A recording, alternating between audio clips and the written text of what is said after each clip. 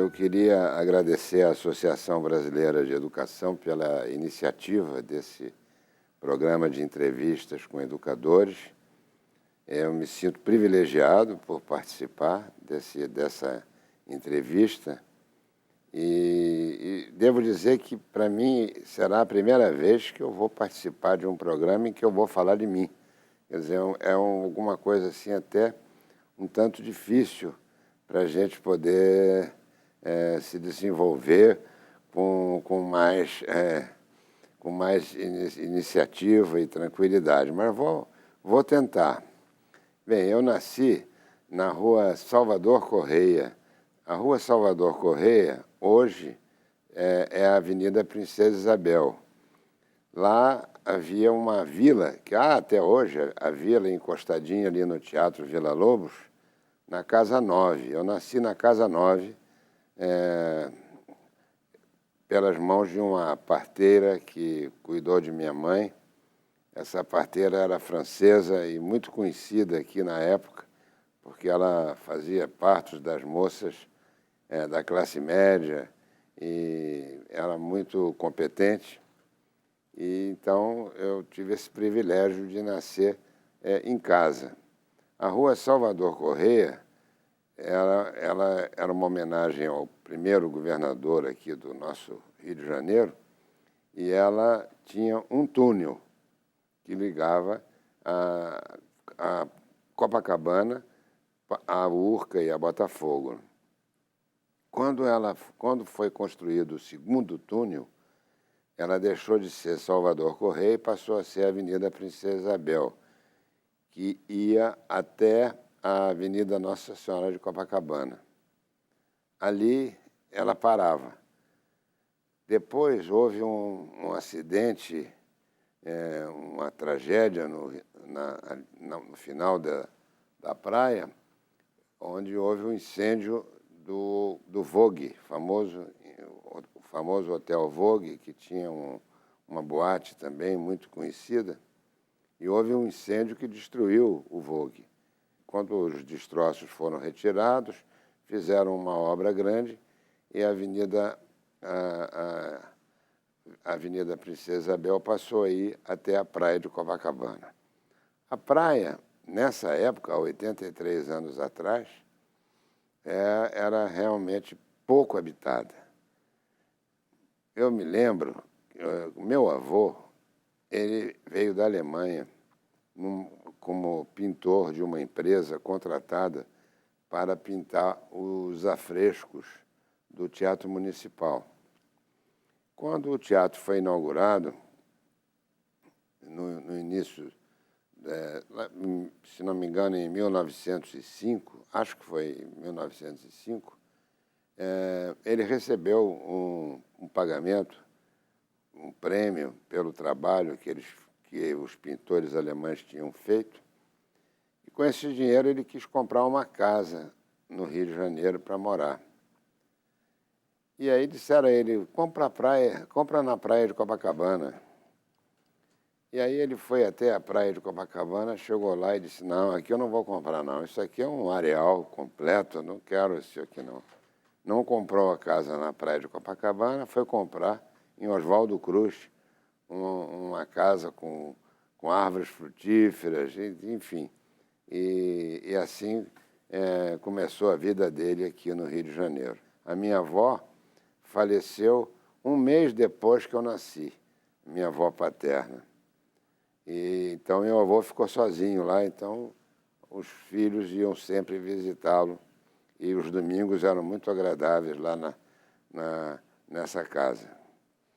Agora, a Copacabana tem coisas curiosíssimas. O Otávio Guini um dia procurou o prefeito e disse a ele que queria comprar a praia de Copacabana. O prefeito disse, não, você não pode comprar a praia de Copacabana. A praia pertence, inclusive, à Marinha, não pode comprar a praia. Ah, mas eu tinha vontade de comprar a praia. Mas então você compra um terreno na praia. Eu faço um lote para você comprar. E ele comprou, então, um lote onde ele construiu, com um projeto de arquitetos franceses, construiu o Copacabana Palace, que é uma referência até hoje, né, da praia de Copacabana. Ela ficou famosa e principalmente pelo hotel Copacabana Palace. Moravam meus pais, Teodoro e Maria Madalena, e eu. No dia que eu nasci, ao 12:30, estavam lá também a minha avó materna, minha avó Mary, uma empregada que ficou com eles lá muitos anos, veio da Bahia, Filipa, e só eles. Depois foram chegando a irmã da minha mãe, os irmãos, eram 6 irmãos, foram chegando para dar as boas-vindas ao rebento que tinha nascido ali, ao 12:30 do dia 16 de junho de 1936, no signo de Gêmeos. Nessa casa, nós ficamos 4 anos, nessa vila.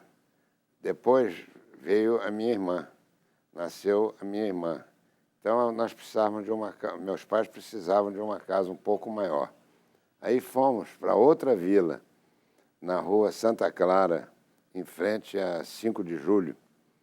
E lá nessa outra vila, era uma vila grande, ela tinha um desenho em T, 2 alas, uma para a direita e outra para a esquerda. E na ala da direita tinham 8 casas que pertenciam a um alemão, o senhor Dunhoff. E lá eu vivi muitos anos, vivi perto de 6 ou 7 anos nessa casa. E depois daí, então, é que nós fomos para a Rua Barata Ribeiro, quase na esquina de lá de Gouveia, onde eu fiquei lá durante mais de 20 anos, morando ainda em Copacabana, mas na Rua Barata Ribeiro. A minha avó Mary morava na Rua Anita Garibaldi, que era relativamente perto da Rua Santa Clara. Então, quando eu fui para o primeiro colégio, ele chamava-se Liceu Franco-Brasileiro. Eu chorei muito, segundo minha mãe, nos primeiros dias de aula. Eu ainda não estava muito preparado para a sensação de entrar num colégio. Mas logo depois eu gostei muito. Esse colégio era de uma francesa, uma senhora francesa, chamada Mademoiselle de Tarry, e tinha uma professora maravilhosa que cuidava da gente, a professora Benildes. Ali eu tive grandes amigos, colegas, alguns deles já falecidos, e a maioria já falecido, o Ney Duque Estrada, a Vera Pacheco Jordão, que era irmã do Geraldo. Eles eram filhos de um grande editor de livros também. Esses eram colegas meus e foram muito queridos. Vivemos uma infância muito boa, muito maravilhosa. Aí eu fui para o Colégio Santo Inácio. Nessa passagem aconteceu um fato interessante. A minha mãe e os irmãos dela eram muito ligados aos padres jesuítas. E então eles quiseram que eu fosse para estudar lá. E ela me levou para uma entrevista com o reitor. Determinou que um professor Gonçalves, que por acaso era professor de francês e português, que ele me entrevistasse para saber o grau de conhecimento que eu tinha e tal. Aquela coisa, uma espécie de uma seleção, né? E quando terminou a entrevista, o professor Gonçalves fez o diagnóstico, né, a avaliação, dizendo que eu não precisava frequentar o curso de admissão. Eu podia ir direto para o primeiro ano ginasial. E assim aconteceu. Eu posso dizer a você que isso não foi uma coisa boa para mim, porque eu saí de um colégio quase que uma famíliazinha, né? Os coleguinhas, a professora e tal, um tratamento muito especial, e fui para um colégio como Santo Inácio, uma sala de aula com 50 alunos, várias disciplinas, vários professores diferentes. Então, eu tive uma dificuldade imensa no primeiro ano. Depois, com muito sacrifício, fui me recuperando e, finalmente, fiquei até o terceiro ano científico e, dali, fui para a PUC, que funcionava ao lado do colégio, e também me formei na PUC em Engenharia. Tudo isso com os jesuítas, a quem é uma ordem religiosa que eu admiro muito. É uma ordem de educadores, de uma formação religiosa de educação.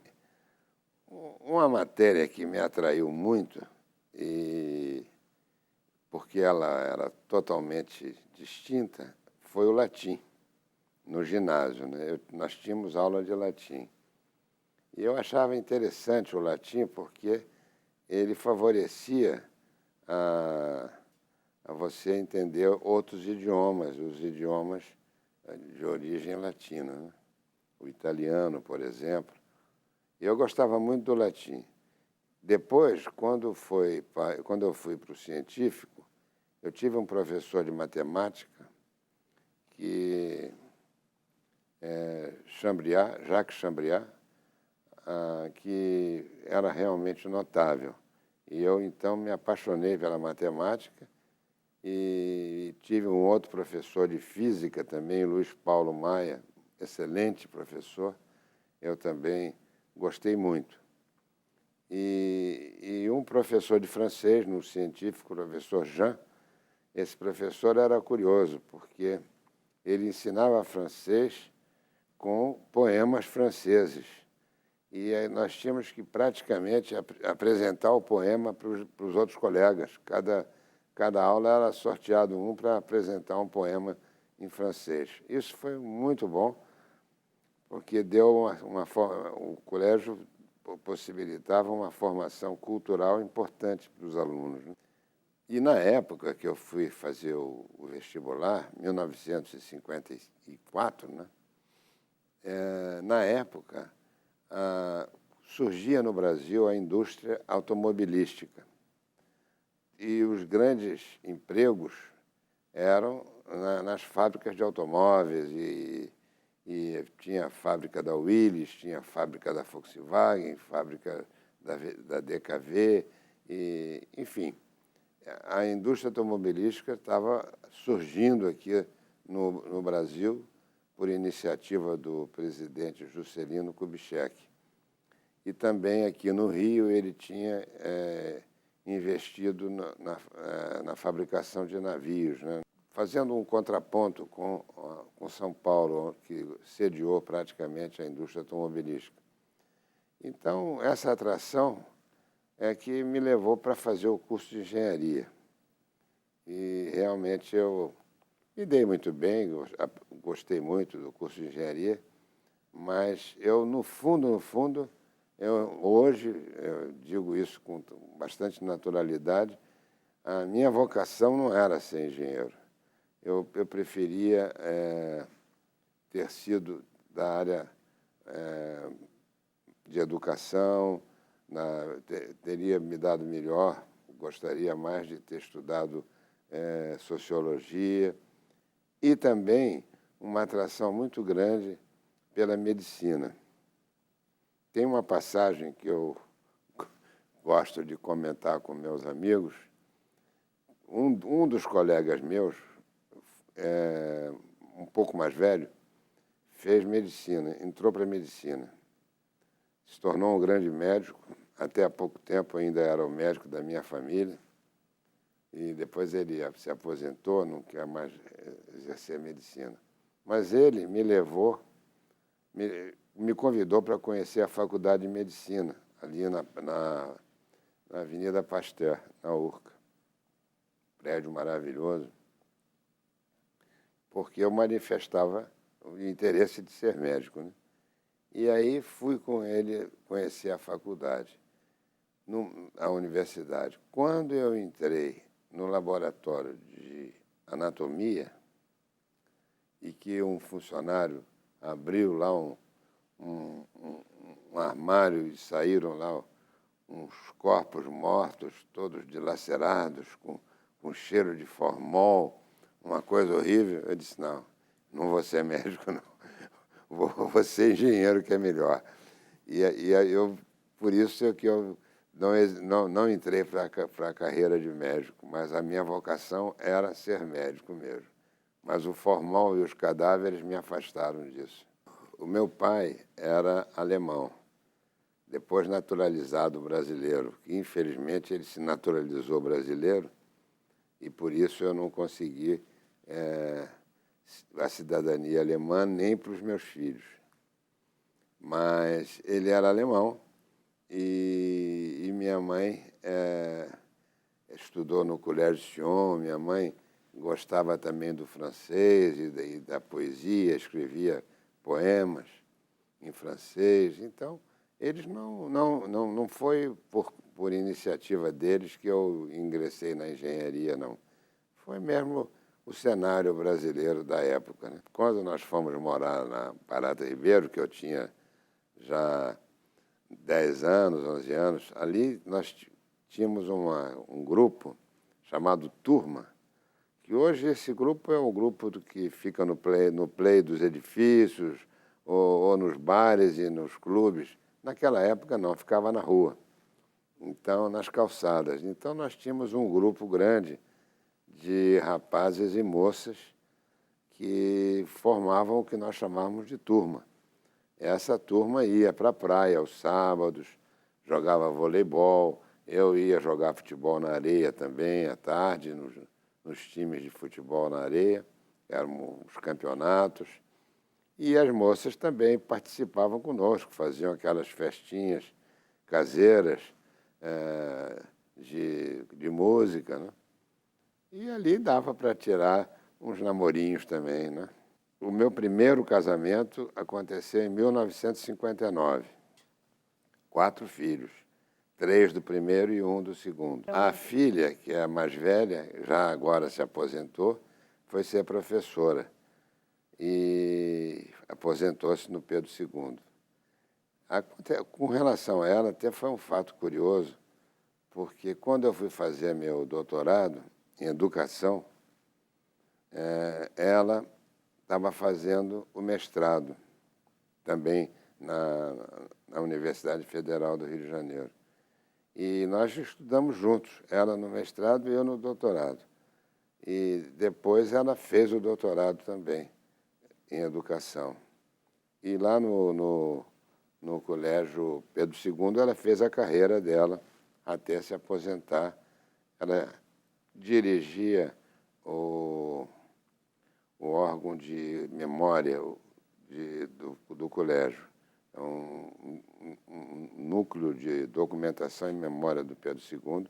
Foi a última atividade dela como professora, porque antes ela foi professora de História, graduou-se em História e foi até chefe de departamento de História do Pedro II.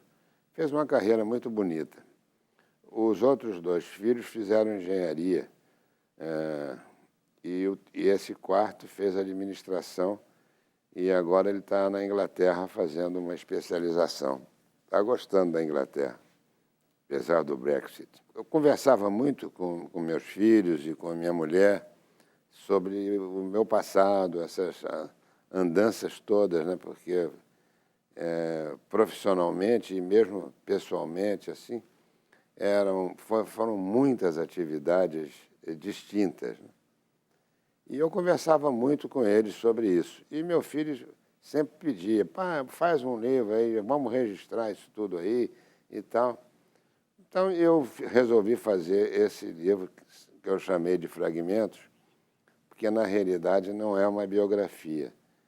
eu cito uma série de fatos que ocorreram quando eu estava, durante a minha vida.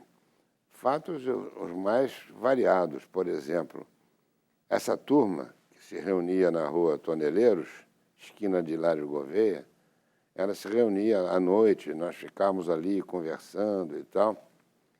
E uma bela noite, chega um carro com o jornalista Carlos Lacerda, que estava em grande campanha contra o presidente Getúlio Vargas.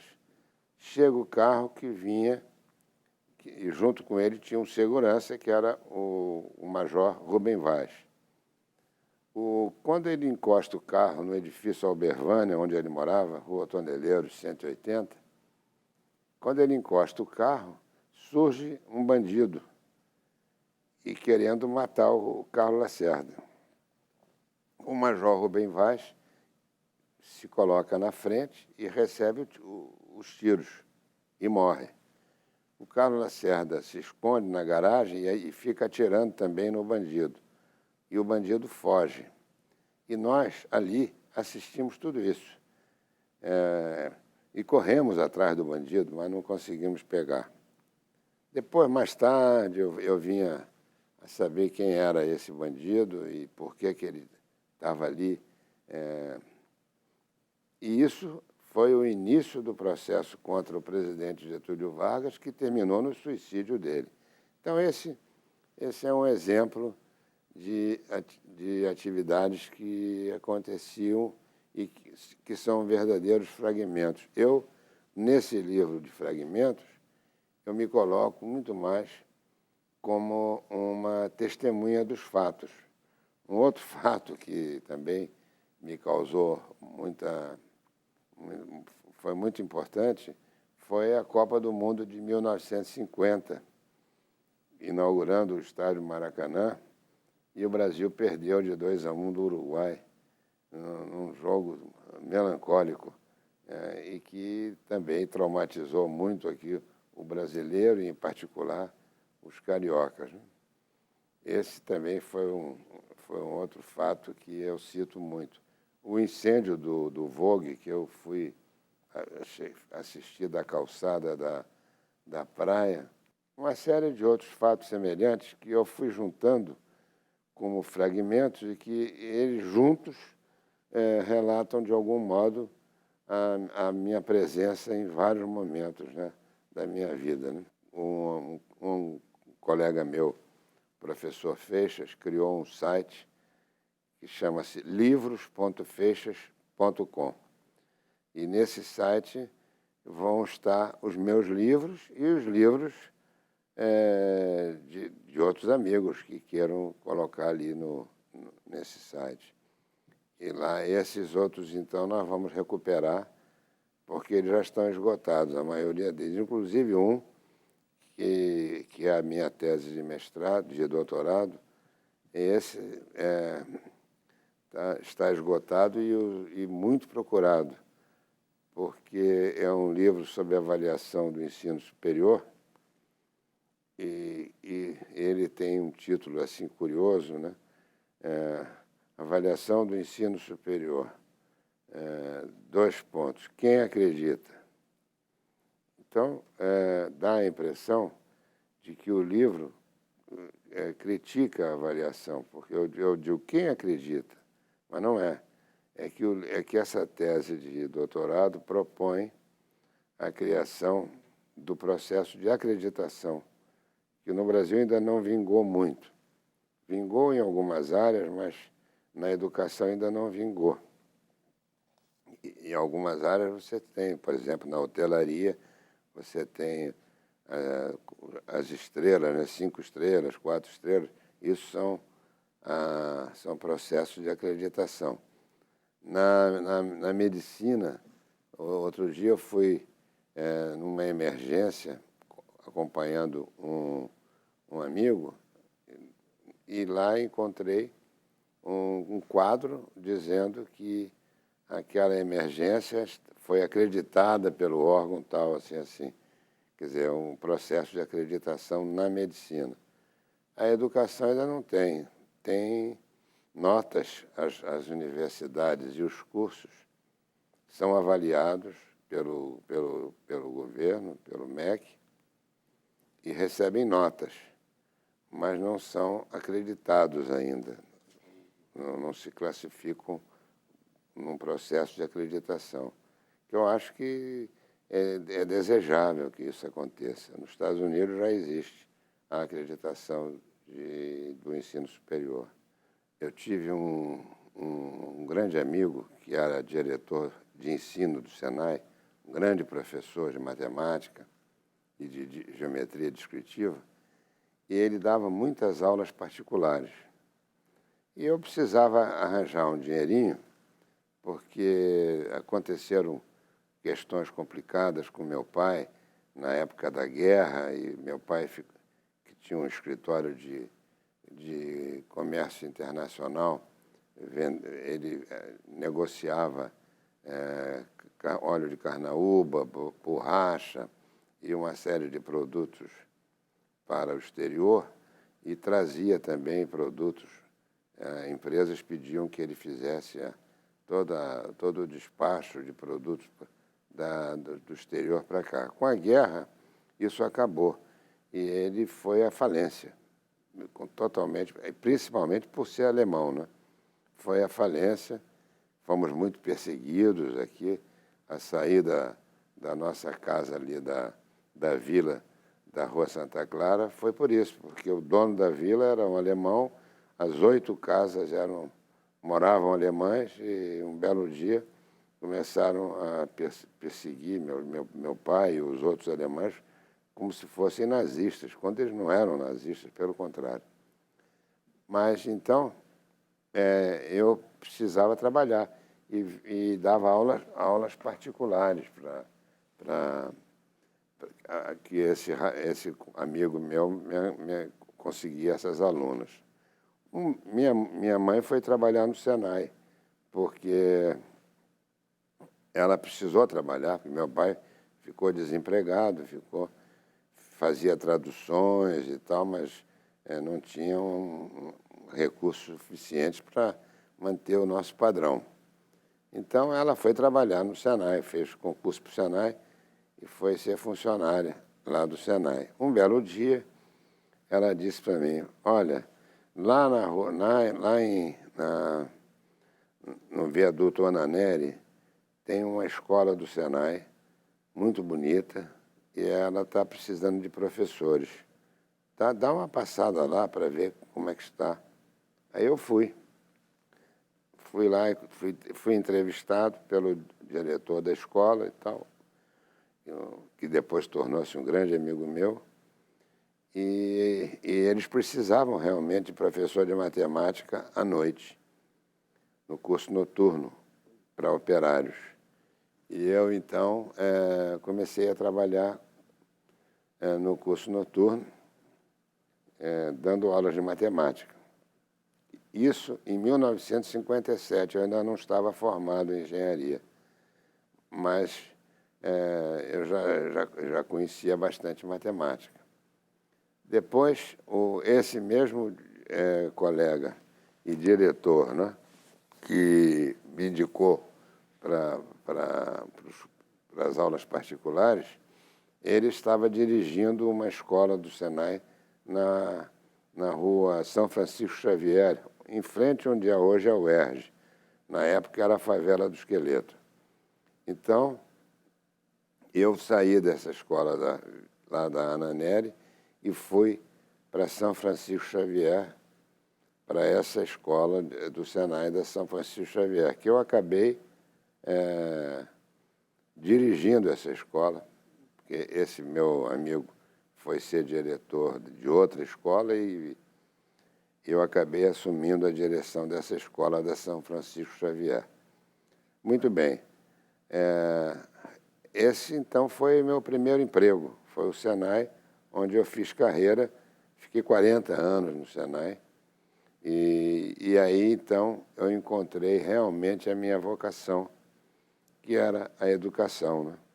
e fiquei muito realizado com tudo que eu trabalhei no Senai nesses 40 anos.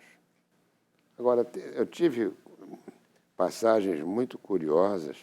Por exemplo, teve uma certa época que eu me dediquei a tentar realizar um trabalho de engenharia.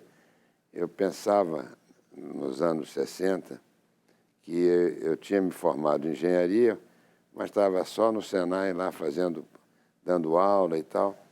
Então, num certo momento, eu achei que deveria tentar um trabalho de engenheiro mecânico.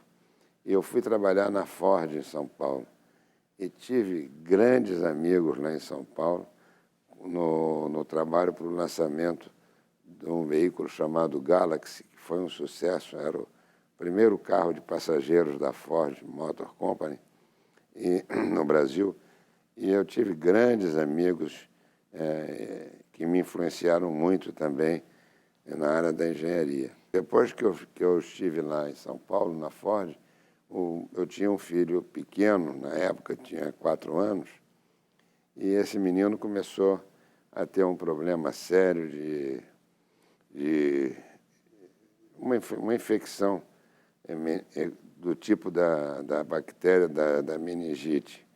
E aí foi tratado por um grande médico local, ficou bom, mas o médico disse que ele tinha ficado um processo no coração dele, no músculo do coração, um equivalente a um reumatismo no músculo do coração, e que ele só poderia se recuperar se saísse de São Paulo, do clima de São Paulo.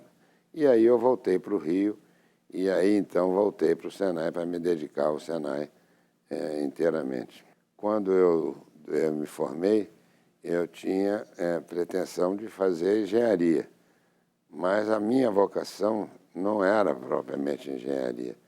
E quando eu entrei no Senai, que eu descobri no Senai,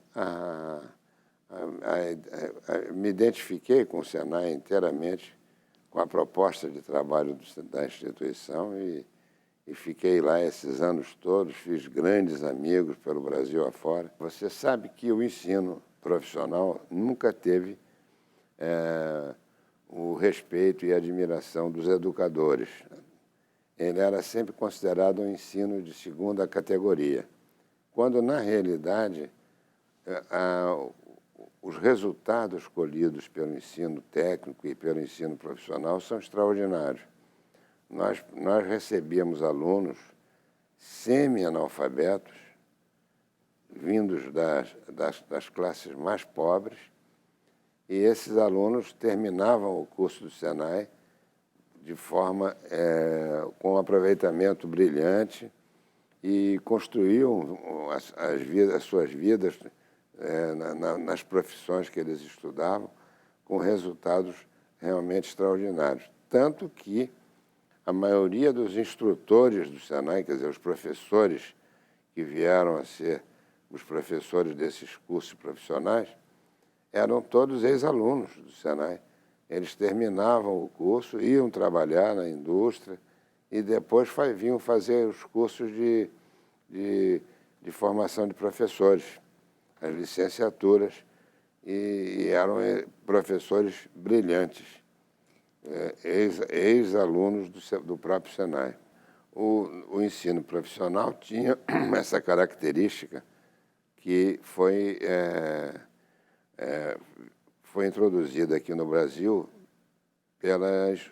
pelos educadores que estiveram na Alemanha e na Suíça. Porque a Escola do Trabalho, que foi um processo extraordinário de educadores alemães e russos, ela se voltava exatamente para formar operários e formar com conhecimento, com qualidade. A origem da Escola do Trabalho russa foi logo depois da Revolução. O Lenin e o Pistrak, eles eram líderes, né, do processo revolucionário da Rússia, mas eles constataram que o trabalhador russo era completamente analfabeto e o regime anterior não dava a menor importância para eles. Então, eles criaram a Escola do Trabalho, onde toda a atenção era para a politecnia, formação de um profissional com conhecimentos tecnológicos, com educação, e que esses profissionais é que construíram a Rússia de hoje. Eles vieram, são profissionais de alto nível. Na Alemanha, a Escola do Trabalho alemã foi de um pedagogo chamado Kerstin Steiner, que essa influenciou muito o Senai, porque eles chegavam à conclusão de que antes, o Kerstin Steiner, com as pesquisas dele, chegava à conclusão que antes da educação geral, eles deveriam aprender uma profissão. E o aprendizado dessa profissão dava a eles uma facilidade enorme ao frequentarem as escolas de educação geral. Então, essa teoria do Kerstin Steiner, quando você vai à Alemanha hoje e entra nas bibliotecas, você vê que Kerstin Steiner é um ídolo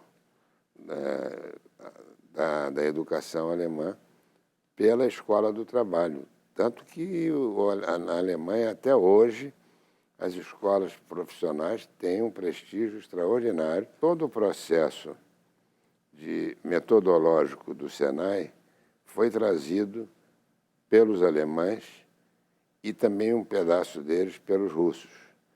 Então, a formação do profissional aqui no Brasil, no Senai, foi muito influenciada pelas escolas alemãs. Eu fui lá várias vezes para assimilar as experiências que eles realizavam e trazendo essas experiências aqui para o nosso Senai. O Senai se tornou uma instituição exemplar,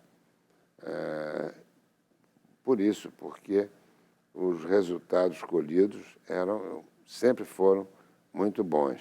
A educação sempre privilegiou os ricos. E, nesse privilégio dos ricos, esqueceram os pobres. Até hoje você vê quanta crítica existe, né, para as favelas e que não tem educação e que a violência tomou conta porque não tem educação. A educação do pobre aqui no Brasil foi sempre pouco desenvolvida. A aristocrata foi muito desenvolvida. As melhores escolas brasileiras de ensino médio, de ensino básico, são as escolas privadas, ao contrário das escolas superiores. Quer dizer, as escolas privadas, elas são muito boas, a maioria delas. Tem muitas escolas ruins também, mas a maioria são escolas muito boas. E são escolas de mensalidades caríssimas, enfim.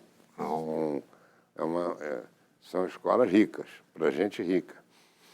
Já a escola do pobre são as escolas públicas. Teve épocas que foram muito boas, nos anos 50, eram escolas modelares, as escolas públicas, mas depois a educação pública foi decaindo, né, e se tornou de muito má qualidade. O Senai pegou esses meninos que eram semi-analfabetos e transformava esses meninos com um modelo pedagógico extraordinário, em que tinha metade do dia eles estudavam disciplinas de matemática, de desenho, de português, e na outra metade eram as disciplinas profissionais, propriamente ditas. Essa junção foi extraordinária. Eu fiquei no Senai fazendo uma carreira que me levou a ser o diretor-geral aqui do Rio de Janeiro durante 19 anos. E, finalmente, me aposentei no Senai. Quando eu me aposentei no Senai, eu pensava em não trabalhar mais. Eu ia descansar, já tinha uma casa em Caxambu, pretendia morar em Caxambu. Mas antes de eu decidir para esse processo, eu fui chamado para trabalhar com o Dr. Ronald Levinson, que ele tinha criado uma faculdade chamada Faculdade da Cidade. E eu fui trabalhar lá. E vi que a Faculdade da Cidade, ela tinha características muito especiais, era uma faculdade muito boa, mas para profissões distintas das outras. Ele tinha uma área de formação de jornalistas, de televisão, tinha uma área de projetistas industriais, enfim, eram cursos muito bem bolados para formar profissionais de alto nível que o mercado queria. Então, eu fui trabalhar com ele e gostei muito de ser diretor da faculdade durante muitos anos e trouxe comigo o Dr. Tito Riffe, que depois veio a ser secretário de Estado. E o Tito também ajudou muito na construção da Faculdade da Cidade. E aí eu notei que estava chegando a hora em que os cursos superiores, o próprio MEC estava querendo que as faculdades oferecessem cursos de doutorado. Eu, então, me inscrevi no vestibular de doutorado da UFRJ e passei no vestibular e fui estudar doutorado em educação aqui na URCA, né? E realmente foi um período maravilhoso em que eu descobri esse processo todo de avaliação. Eu tinha um coordenador do curso que era grande amigo meu, o professor Alberto Meli Souza, e ele era dedicado à avaliação, então ele me mostrou os caminhos da avaliação. E eu comecei, então, a estudar avaliação. Meu doutorado foi em avaliação, a minha ênfase foi avaliação. Depois eu ainda fiz vários cursos fora, fiz um curso de avaliação em Harvard, fiz um curso de avaliação na França, no Instituto de Planificação e Avaliação da Unesco. Então, eu descobri uma nova atração no mundo da educação, né? E fiquei pelo ensino superior sempre voltado para isso. Na Veiga de Almeida, eu durante 6 ou 7 anos, eu fui o presidente da Comissão Permanente de Avaliação da Veiga de Almeida, porque surgiu também nessa época, o MEC criou os SINAIS, que era o Sistema Nacional de Avaliação do Ensino Superior, que está vigorando até hoje e que é realmente um sistema extraordinário, criado por professores de alto nível, como Zé Dias Sobrinho, Dilvo Ristoff e outros tantos muito bons, criaram esses SINAIS que hoje está vigorando aí. Depois vieram outros exames, né, de avaliação, o ENAD, que também é interessantíssimo para avaliar os alunos, né? Enfim, eu fiquei envolvido pela avaliação e até hoje estou assim. Eu fui levado ao Conselho Estadual de Educação no governo Chagas Freitas e pelo secretário da época, que era o Arnaldo Nisquier. Arnaldo Nisquier é uma figura extraordinária da educação brasileira, né? e era o secretário de Educação que presidia o Conselho de Educação, né, naquela época. E ele me levou para lá. Eu fui ser membro do conselho, nomeado pelo governador Chagas Freitas.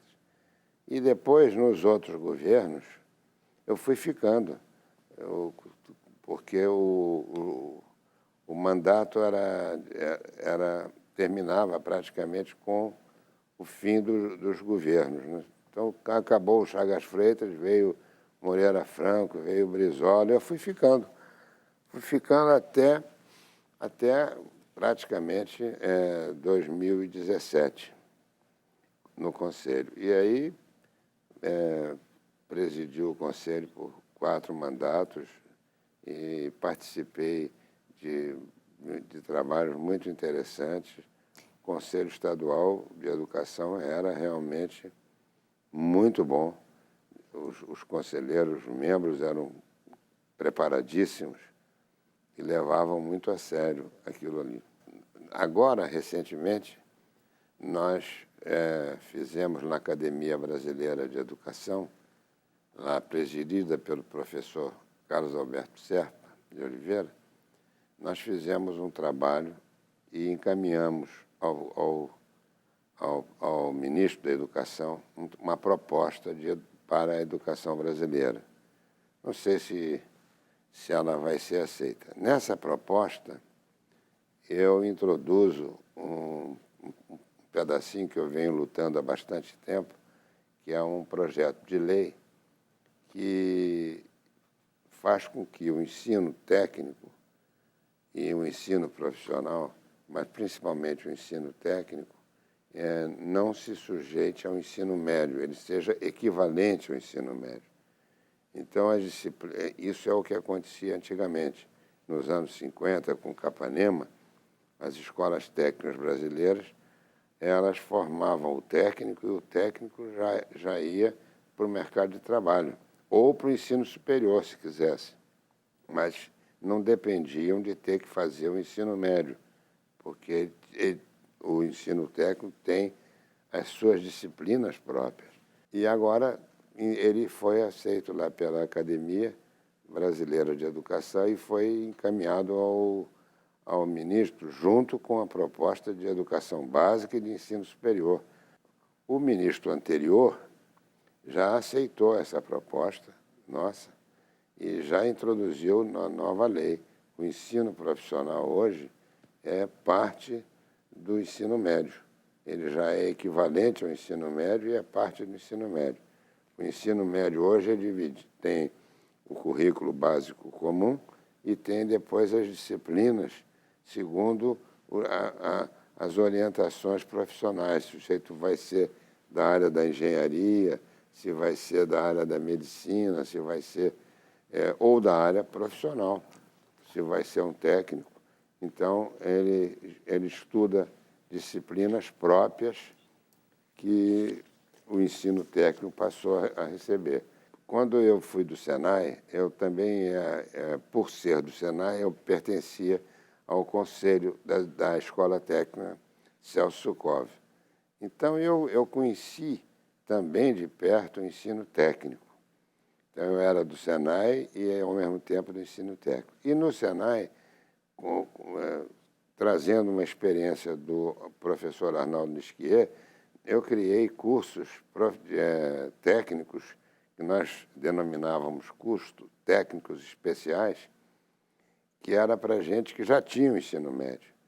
E era um sucesso, quer dizer, a formação do técnico independente do ensino médio. Ele já tinha o ensino médio. E nas escolas técnicas, o ensino médio era conjunto com a formação técnica. E isso eu assimilei inteiramente essa ideia da época do Capanema e trouxe a ideia do Capanema adaptada para o momento atual. E ela ainda não está sendo aplicada na sua integralidade. O Brasil está precisando de uma grande reforma educacional para poder dar um salto de qualidade na sua vida. porque não basta só... Eu vejo, por exemplo, as discussões, né, dos economistas. Há uma força da economia no processo de desenvolvimento dos países. Mas, se vocês fizerem uma análise, por exemplo, da própria China, que completou 70 anos, e há 70 anos atrás era um país miserável, pobre, que os jovens não tinham emprego, só tinha agricultura, né? O Japão, a Coreia, da mesma forma. Então, como é que esses países deram um salto de qualidade? Com um processo educacional sério, responsável, e aí se transformaram e se tornaram grandes países. O Brasil precisa acreditar que, se fizer uma grande reforma educacional e se houver grandes investimentos em educação, isso vai construir um novo país. Muita coisa não tem continuidade, né? Você vê, essa questão que nós estamos falando do ensino profissional, em 1950, 51, o prêmio Nobel de Economia, do Theodor Schultz, foi a criação do capital humano. Na verdade, o capital físico, as instalações, a tecnologia, etc., são um dos componentes do PIB. Mas o outro componente, com a mesma proporção, é o capital humano, que são os recursos humanos bem preparados, bem desenvolvidos, os pesquisadores, os cientistas.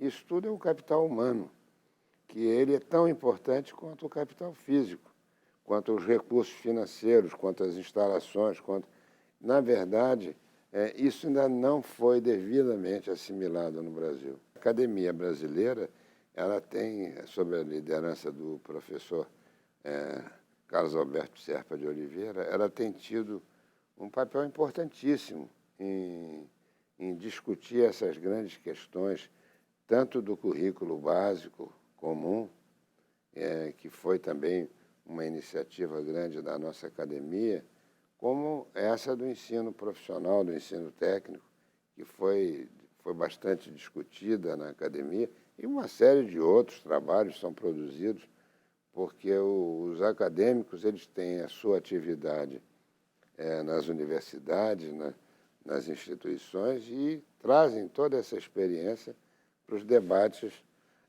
na academia. E produzem também artigos, produzem trabalhos. Na Academia Internacional, nós temos trazido conferencistas para discutir grandes questões de educação e trazendo experiências também de outros países. Nós já trouxemos o professor Cláudio Moura Castro e outros professores lá de Santa Catarina que vieram também debater conosco assuntos estratégicos da educação. A nossa proposta só é levantar essas questões. As academias não têm uma função executiva, elas têm uma função de levantar e debater as questões, né? É um trabalho acadêmico mesmo, por natureza. A Associação Brasileira de Educação, ela é histórica, foi criada em função do grupo dos pioneiros da educação, em 1934, se não me engano. Então, tinham lá Anísio Teixeira, tinha Lourenço Filho, tinha inúmeros grandes educadores que... Lourenço Filho, por exemplo, era um adepto do ensino profissional. Ele dizia que a educação brasileira não serve ao povo, porque ela está sempre voltada para a aristocracia. Tá? Isso era o Lourenço Filho, né? Um pioneiro, né? Então, esses pioneiros se reuniram. Cecília Meirelles era uma professora pioneira também. Então, eles se reuniram e fizeram o Manifesto dos Pioneiros da Educação, e, junto com o manifesto, foi criada a Associação Brasileira de Educação, que está aí até hoje, com o objetivo de promover estudos e realizar atividades e projetos voltados para a educação, né? O Aristóteles já dizia que a verdade está no meio, né? Então, você, tendo oportunidade de conviver com educadores e com colegas nessas associações e academias, isso é extraordinário, porque você vai criando, vai assimilando o pensamento que é distinto de vários colegas, né? E é muito bom. Do ponto de vista do ensino profissional e do ensino técnico, como eu comentei, o grande influenciador da minha formação foi o alemão Georg Gerstensteiner. Ele trouxe ideias extraordinárias, fez pesquisas na Alemanha, aprofundadas no sentido de que o ensino técnico e o ensino profissional têm função muito especial na formação dos jovens. Eu também tive outros brasileiros, o pessoal da Associação Brasileira de Educação. Lourenço Filho foi um grande influenciador. Eu acho que quando você se mergulha no trabalho desses pensadores, você assimila uma formação que realmente é extraordinária, mas que não foi desenvolvida, não foi aplicada. Nós tivemos poucos exemplos, né? Outro que teve uma influência muito grande na minha vida foi o Gustavo Capanema. Eu tive por ele grande admiração pelo trabalho que ele desenvolveu na época do presidente Getúlio Vargas. Ele ficou 15 anos como ministro da Educação. Aliás, a propósito, um mau exemplo que a gente tem é esse. O Capanema ficou 15 anos como ministro, conseguiu realizar um grande trabalho. Daí em diante, até hoje, a média dos mandatos dos nossos ministros não chega a um ano. Então, a consequência é muito complexa, quer dizer, não há continuidade no trabalho, né? Um outro ministro, estou falando de ministros, né? Um ministro que eu apreciei muito foi o ministro Paulo Renato, porque, de algum modo, a avaliação agradece muito a ele, a intervenção dele.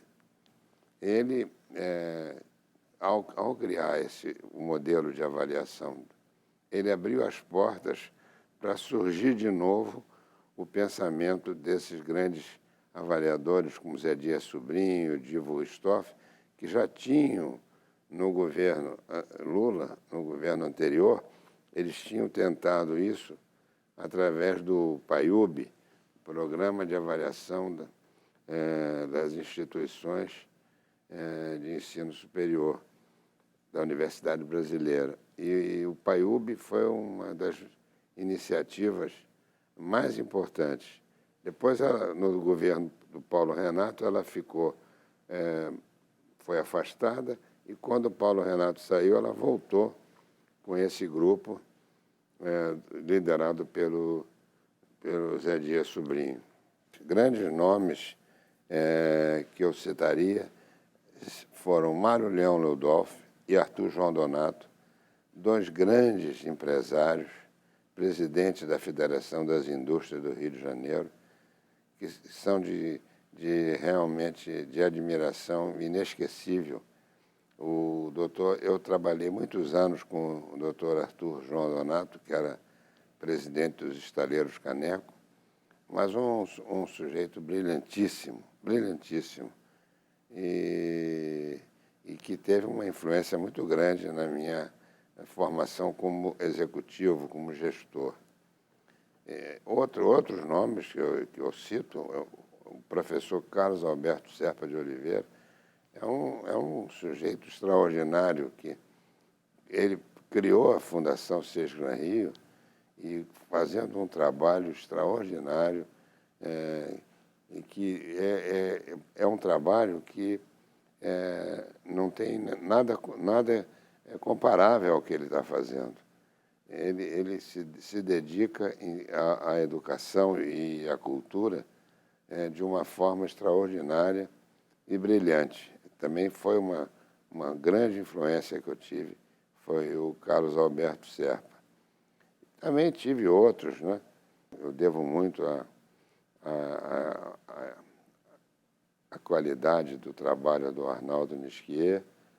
Eu cito a professora Edília Coelho Garcia, que teve um papel importantíssimo na manutenção da Associação Brasileira. Ela, profissionalmente, ela teve um papel muito importante na recuperação da Associação Brasileira de Educação. Ela foi presidente lá e fez um trabalho extraordinário. Era uma grande educadora, né? E eu tenho por ela muita admiração. Eu tenho também muita admiração pela Cecília Meirelles, a grande poeta Cecília Meirelles, que, para mim, ela exerceu também uma influência muito grande na área cultural. Enfim, nesse sentido, tenho... E a minha mulher atual também. A minha mulher, que está comigo há 40 anos, ela me influenciou muito também, me ajudou muito. O ensino fundamental tem um problema muito sério, que os pobres têm um ensino fundamental de péssima qualidade e há uma grande evasão. Mais de 50% não concluem o ensino fundamental. E os que concluem vão para o ensino médio. Esse ensino médio, que até o ministro passado, ele fez a reforma do ensino médio, mas esse ensino médio não tem uma definição. Os alunos entram para o ensino médio sem uma diretriz, sem uma necessidade de estabelecer uma relação entre a vocação e o trabalho. Quer dizer, na verdade, o ensino médio também tem uma evasão muito grande, porque não tem finalidade, não leva a nada. O ensino médio brasileiro não leva a coisa nenhuma. Agora, nessa reforma que a academia propôs, o ensino médio terá a oportunidade de se desenvolver, porque ele volta às origens nos anos 50, quando você escolhia o ensino médio que você queria fazer. Se era o científico, no sentido da formação para engenharia, para arquitetura, tinha o direito, o caminho do clássico, que era para as profissões do direito, né? E tinha também o biomédico, que era para a medicina. Aqueles que queriam a medicina faziam o ensino científico, o ensino médio para a medicina, com currículo voltado para a medicina. Agora, na proposta que está em vigência, se for aplicada, pode dar muito bons resultados para melhorar o ensino médio. A Base Nacional Curricular e, depois da Base Nacional Curricular, os alunos podem escolher 4 situações de referência. Podem escolher essa área mais científica, a área médica, a área clássica e o ensino profissional, a educação técnica. Essa reforma do ensino técnico surgiu no momento em que o país vive uma grande crise econômica, desemprego de milhões de brasileiros e falta de perspectivas. Então, também o ensino técnico não atrai, porque eu vou fazer um curso técnico e vou para onde? Não tem emprego, não há condição de oferecer a possibilidade de trabalho. A requalificação, ela não é apenas uma requalificação do que se fazia, porque já tem, nesse intervalo de crise que o Brasil vive, a tecnologia mudou muito. Então, já existem processos, alterações profundas na aplicação prática dos conhecimentos. Então, a requalificação não é apenas retreinar de novo, tem que, inclusive, pensar no ensino de uma forma muito mais avançada. E nós temos outro grande desafio pela frente, é que essas transformações estão ocorrendo numa grande velocidade. Então, daqui a 10 anos, o mercado de trabalho vai estar completamente modificado. As profissões já vão estar, a formação delas já vai ser outra.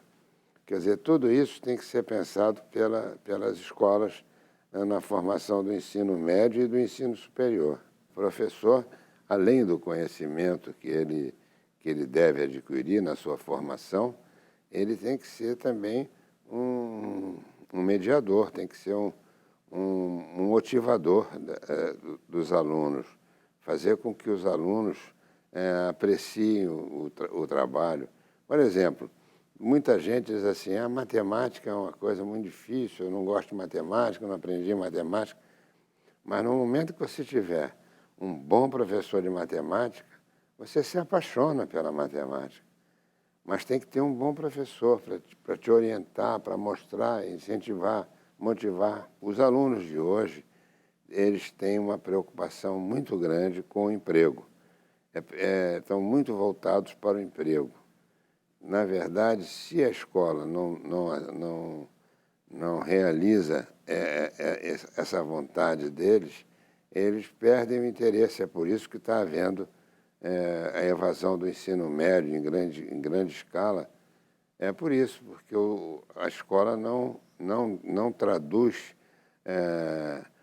os desejos dos alunos. O ensino técnico, ele tem como característica o emprego.